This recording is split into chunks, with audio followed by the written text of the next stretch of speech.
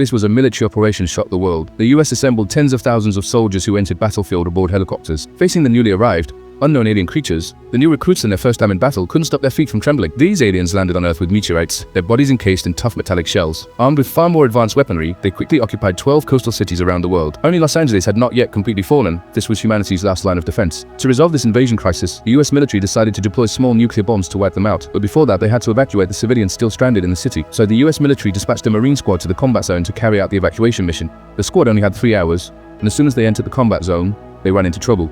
Visibility here was barely a meter, and even the slightest movement put the soldiers on edge. Just as the squad was cautiously advancing, a shell suddenly flew in from ahead, instantly blowing 2 soldiers away. Immediately after, a hail of bullets rained down on them. The squad was completely overwhelmed, unable to see where the enemy was, and could only fire blindly in the direction the bullets were coming from. Under the enemy's fierce barrage, several squad members were wounded. Seeing the situation, the captain ordered a retreat. They hurried into a small house, dragging the wounded inside to hide. At that moment, they found their radio had failed, losing contact with headquarters, and a recruit was missing. The captain immediately took some men to search for him. The new recruit shot in the leg was in the backyard. It was his first time on the battlefield, so he was very nervous. But just then, an alien creature suddenly appeared behind him. Hearing the noise, the new recruit immediately turned around and opened fire, shooting fiercely.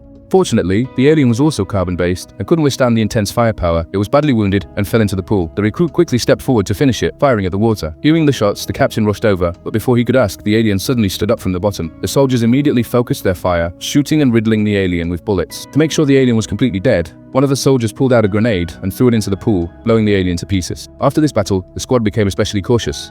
As they continued searching for civilians, they encountered soldiers from another rescue team. The other team told them there were many civilians at the police station. The captain quickly led the squad there, and by then, the communication equipment was normal. The captain called for air support. Soon, a helicopter arrived. Because space on the helicopter was limited, it could only take the wounded soldiers and some of the civilians first. However, unexpectedly, as soon as the helicopter took off, it was blown to pieces by a shell. The police had completely lost their superiority and would no longer be sending helicopters for support. The squad had no choice but to evacuate on foot with the civilians. At this point, there was only 1 hour left before the bombing, and outside, alien ships were everywhere. The squad was thus caught in a dilemma, unable to advance or retreat. At that moment, a soldier discovered the corpse of an alien in the ruins of the rear. So, the captain immediately decided to dissect the alien's body to see if they could find its fatal weakness. This was their only hope for a safe evacuation.